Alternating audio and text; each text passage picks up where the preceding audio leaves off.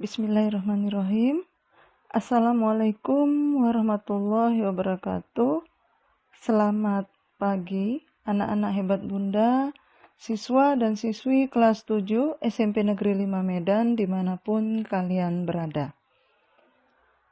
Ucapan syukur Alhamdulillah kepada Allah Subhanahu wa Ta'ala, Tuhan yang Maha Esa, di mana kita masih diberikan umur dan kesempatan sehingga kita bisa melaksanakan pembelajaran kita yang bertepatan pada pertemuan ke-11 untuk bidang studi PPKN. Tetap semangat dan jaga kesehatan selalu.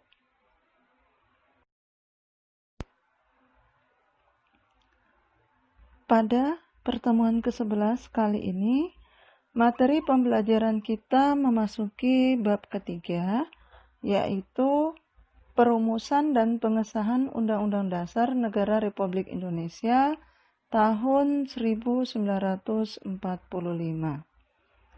Baiklah, kita mulai saja materi pembelajaran kita. Bab 3, perumusan dan pengesahan Undang-Undang Dasar Negara Republik Indonesia tahun 1945. Sidang pertama BPUPKI, Muhammad Yamin menyatakan bahwa rakyat Indonesia mesti mendapat dasar negara yang berasal dari peradaban kebangsaan Indonesia. Orang Timur pulang kebudayaan Timur. Kita tidak berniat lalu akan meniru sesuatu susunan tata negara negeri luaran. Kita bangsa Indonesia masuk yang beradab dan kebudayaan kita beribu-ribu tahun umurnya. Dengan kedalaman ilmu dan pemikiran, serta kesadaran akan nilai kebangsaan, maka para pendiri negara menyepakati dasar negara Indonesia, yaitu Pancasila dan Undang-Undang Dasar tahun 1945. Yang dijadikan sebagai konstitusi negara atau hukum dasar negara. Tata penyelenggaraan negara dan bernegara harus didasarkan pada Pancasila dan Undang-Undang Dasar Negara Republik Indonesia tahun 1945. Kalian sebagai warga negara sudah sepestinya memahami konstitusi negara. Menumbuhkan kesadaran akan pentingnya konstitusi mestilah dimulai sejak dini. Di bab ini, kalian akan mempelajari lebih jauh tentang kesadaran berkonstitusi.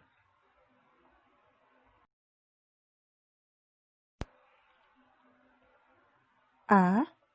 Perumusan dan pengesahan Undang-Undang Dasar Negara Republik Indonesia tahun 1945. 1. Perumusan Undang-Undang Dasar Negara Republik Indonesia tahun 1945. Tahukah kalian apa itu konstitusi? Coba kalian baca pengertian konstitusi berikut ini. Istilah konstitusi dalam banyak bahasa berbeda-beda, seperti dalam bahasa Inggris, constitution, dalam bahasa Belanda, konstituti, dalam bahasa Jerman, constitution, dan dalam bahasa Latin, constitutio, yang berarti undang-undang dasar atau hukum dasar. Konstitusi terbagi menjadi dua, yaitu konstitusi tertulis dan konstitusi tidak tertulis. Konstitusi tertulis adalah aturan-aturan pokok dasar negara, bangunan negara, dan tata negara yang mengatur kehidupan satu bangsa di dalam persekutuan hukum negara. Konstitusi tidak tertulis disebut juga konvensi, yaitu kebiasaan ketatanegaraan yang sering timbul dalam sebuah negara. Menurut Budi Juliardi tahun 2015, 66 sampai 67. Contoh konvensi di dalam ketatanegaraan Indonesia antara lain pengambilan keputusan di MPR berdasarkan musyawarah untuk mufakat. Pidato Presiden setiap tanggal 16 Agustus 1945 di depan sidang paripurna DPR dan sebelum MPR bersidang. Presiden telah menyiapkan rancangan bahan-bahan untuk sidang MPR yang akan datang itu.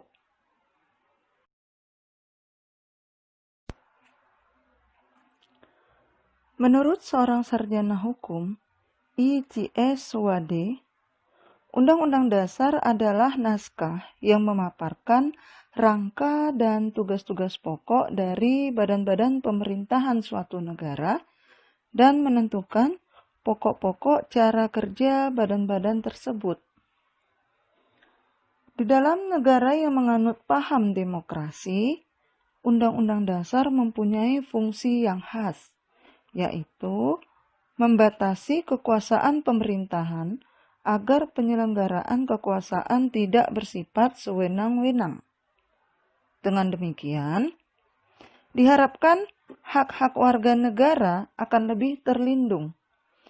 Gagasan ini disebut dengan konstitusionalisme. Menurut Miriam Budiarjo tahun 2002-96. Negara Indonesia menganut paham konstitusionalisme sebagaimana ditegaskan di dalam pasal 1 ayat 2 Undang-Undang Dasar Negara Republik Indonesia tahun 1945 yang berbunyi, kedaulatan berada di tangan rakyat dan dilaksanakan menurut Undang-Undang Dasar.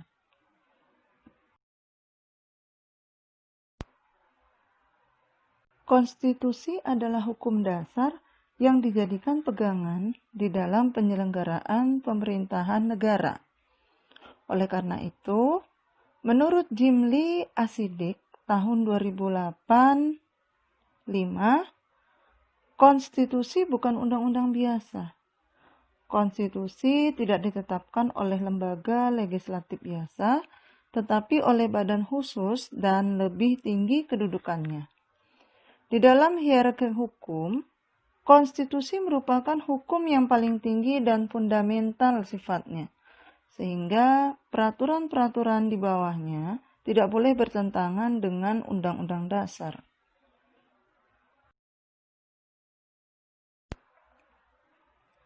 Ketika kemerdekaan Indonesia diproklamasikan, belum memiliki Undang-Undang Dasar, Undang-Undang Dasar Negara Republik Indonesia 1945 ditetapkan oleh PPKI pada hari Sabtu 18 Agustus 1945, satu hari setelah proklamasi. Nah, cobalah kalian rumuskan beberapa pertanyaan yang berkenaan dengan perumusan Undang-Undang Dasar Negara di Indonesia. Pertanyaan kalian dapat diarahkan pada persoalan-persoalan seperti lembaga perumus, waktu perumusan, keanggotaan lembaga perumus, tahapan perumusan, dan hasil rumusan.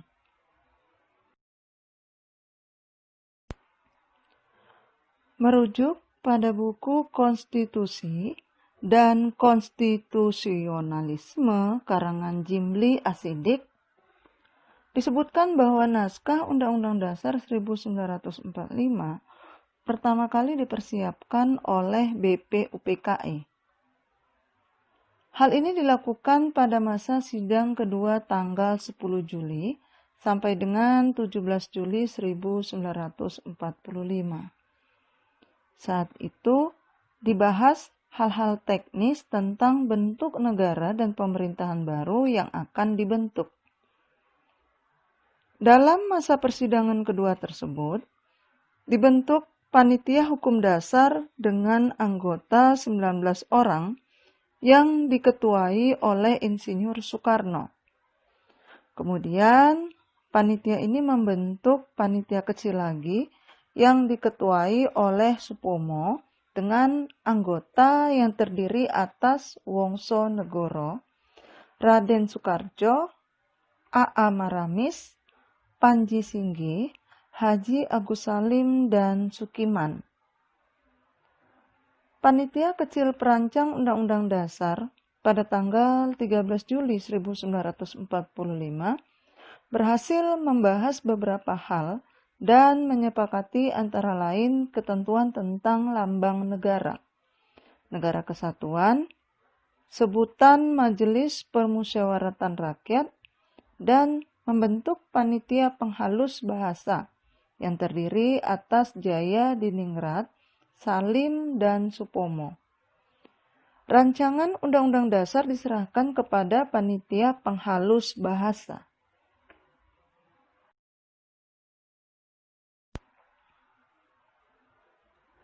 Pada tanggal 14 Juli 1945, BPUPKI mengadakan sidang dengan agenda pembicaraan tentang pernyataan kemerdekaan.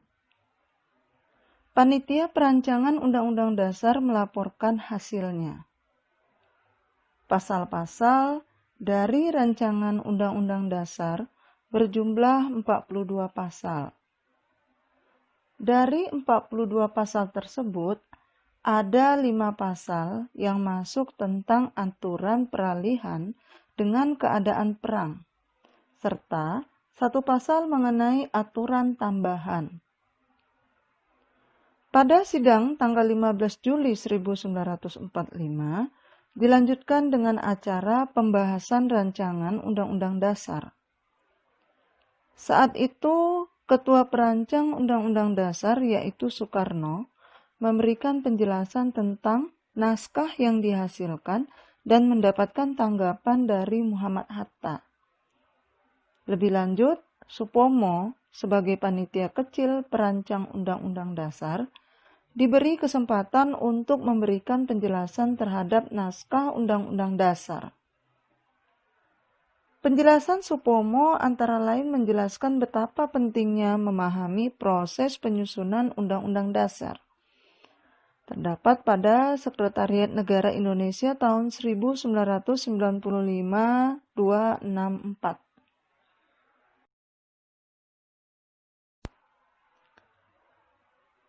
Paduka Tuan Ketua, Undang-Undang Dasar negara manapun tidak dapat dimengerti sungguh-sungguh maksudnya. Undang-Undang Dasar dari suatu negara. Kita harus mempelajari juga bagaimana terjadinya teks itu.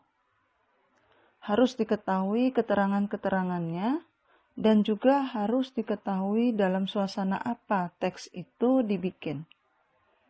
Dengan demikian, kita dapat mengerti apa maksudnya. Undang-undang yang kita pelajari, aliran pikiran apa yang menjadi dasar undang-undang itu. Oleh karena itu, segala pembicaraan di dalam sidang ini yang mengenai rancangan-rancangan Undang-Undang Dasar ini sangat penting oleh karena segala pembicaraan di sini menjadi material, menjadi bahan yang historis, bahan interpretasi untuk menerangkan apa maksudnya Undang-Undang Dasar ini.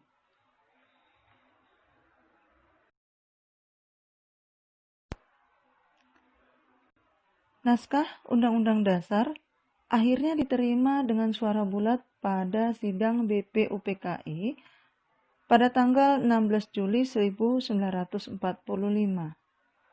Selain itu juga diterima usul-usul dari Panitia Keuangan dan Panitia Pembelaan Tanah Air. Dengan demikian, selesailah tugas Panitia BPUPKI.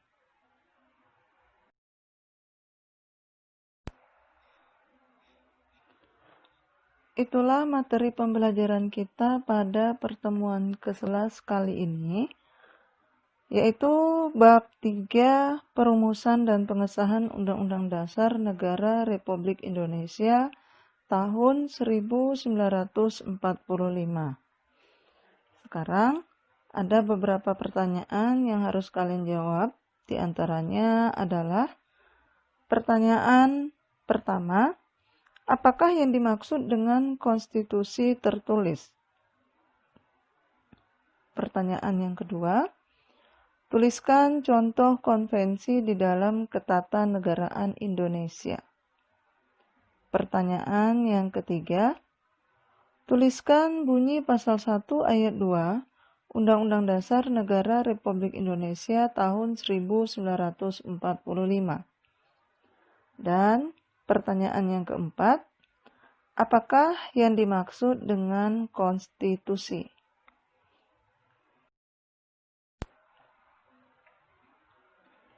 Demikianlah yang bisa saya sampaikan pada materi pertemuan kita yang ke-11 kali ini. Terima kasih atas perhatiannya dan terima kasih juga karena telah mengikuti pelajaran ini. Kurang dan lebihnya saya mohon maaf. Semoga pertemuan ini dapat bermanfaat. Akhir kata saya ucapkan, billahi taufik wal hidayah. Assalamualaikum warahmatullahi wabarakatuh. Selamat pagi.